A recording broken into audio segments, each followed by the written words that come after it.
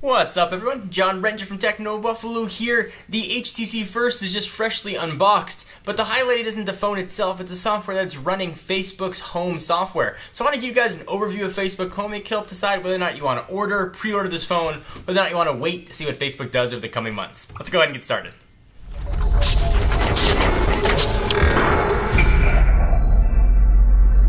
So the first thing you'll notice about Facebook Home is that the lock screen is also your home screen. So I have not used this long enough to give a full review of Facebook Home, but I do want to give you an overview about how it works, what it does, and what it doesn't do, so you can help decide whether or not you want to pre-order or order the HTC First. So this is what you're going to see when you unlock your phone, assuming you don't have a password here. Password I'll cover in the full review. So this is your lock screen and your home screen. You can scroll through and see all the updates your friends have done. If you want to like something, you can double tap it. You get that cool little noise. You can always like it down there if you want to see comments on it. You can hit the comments down there, and of course you can leave a comment there as well. If you go back, you can also select the person or company that put that up, and it's going to open the actual Facebook app, and you can view it that way just like you would if you were on regular Facebook on any other phone. Alright, so you've got your little icon right down there, and if you hold that down, you get a few options here. So to the right is going to be the app you just used last. Up is going to go to your apps, and left is going to go right to Messenger. Let's go to apps real quickly. And there are a few ways to view apps. First, you've got this quick view apps. This is the quickest way to access your phone if you want to make a phone call, some settings, or things you might use very quickly. I do find it odd, though, that if you want to access the camera, this is the quickest way to get to the camera. You don't have any sort of shortcut to get there right from that initial home and lock screen. You know, for a phone that's very Facebook-centric, you'd figure photos would be really important. But there you can update your status. You can update a picture, or you can check into something if you would like to. If you want to see the rest of your applications, you can scroll on over to the left. Then you get sort of a typical Android view of all your stuff, including Google Search. Interestingly, though, if you scroll down to the bottom, you see a settings called More. If you click that, you're going to be taken to naked Android. And this is just Android in its naked 4.1 form. You do whatever you want. If you want to go back to Facebook Home, you just go ahead and hit Home, and there you are. If you want to tweak the home settings, there's an icon for that. You can go to Home Settings. You can turn Facebook Home on or off. Show the status bar. If you turn that off, if you pull this down, it's not going to come all the way down. I think I'll show you that in a moment. You can set home when screen turns on, and a few other settings here. So I turned off the pull down. I'll go ahead and go back. If you pull this down, you just get a brief notification. Then you can pull it down again and get everything there. You can also access that Facebook Home in quick settings by hitting the home button there, or at least the menu button. You can get the home settings right there if you want to log in and see something. Let's go back and talk about apps. This is an AT&T phone. It's AT&T branded, but there really aren't many AT&T specific apps on here.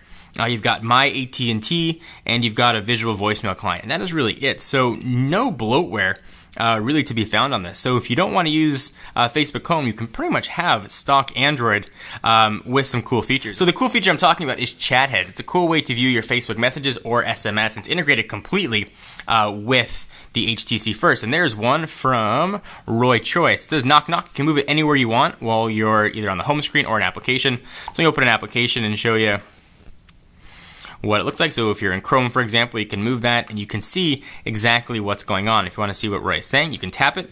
So, knock knock, who's there? Cargo. Cargo who? Cargo beep beep. And there's a picture of Ralph that he sent me doing Ralph-like things. And that'll stay there really doing whatever you want it to do. And if, again, you don't want Facebook Home, you could turn Facebook Home off, but you can still keep Chat Heads, which is kind of cool. And if you want to get rid of Chat Heads, you can select it and drag it right down to the X. One of the operating systems from days past I really liked was Palm's WebOS. The handle notifications very cool. You got a little bar that showed up at the bottom. You could swipe it off the screen if you wanted to. Notifications here for Facebook Home are handled very much the same way. They're going to pop right up on the middle of the screen. You can read it, you can tap into it, or you can throw it right off the screen. It's very cool to see. They did a very nice job with it. So there are a lot of things that I wish this had, and Facebook has said that they're going to issue updates on a monthly basis. So hopefully we'll get some of those moving forward. I would like to have a way to quickly access my phone, for example. A quick way to access camera would be very cool to see. Facebook, though, the engineers done an incredible job tweaking this code to make it really fast. This is super duper fast. You can scroll through absolutely everything. So how useful it is, that's really going to depend on you. I think it's kind of cool right now, but again, we just got the phone in, so it still has that novelty effect, seeing how things work. Having it as being your lock screen, your home screen, is a bit weird. If you have a password on here and you go ahead and unlock your phone, you have different options. But if you unlock it, you can still view your apps. But if you want to actually access an application, then it's going to ask for your password. So be very wary of that if you rely heavily on passwords.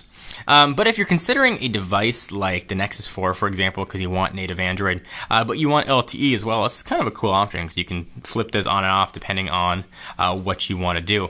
So overall, I mean, it seems to be pretty enjoyable. I want to use it for a little bit, while longer and see how good it is or not good. And we'll do a full review of Facebook Home and a full review on HTC first. But it's a nice combination of hardware and software for $99 phone. I wasn't expecting, blistering fast speeds, but this is a pretty quick little device. I think HTC might have a winner on their hands if people are willing to give this device a shot. The Facebook Home is kind of a cool UI. It works well enough. And if you hold down, you get all these different options. There's a lot of room for improvement, and I'm curious to see what Facebook does over the coming months. So, hope you guys enjoyed. What do you guys think of the HTC First and Facebook Home? I'd love to hear your comments. I'm John Rettinger from Techno Buffalo. Give this video a thumbs up. We'd most definitely appreciate it. I will see you in the next video.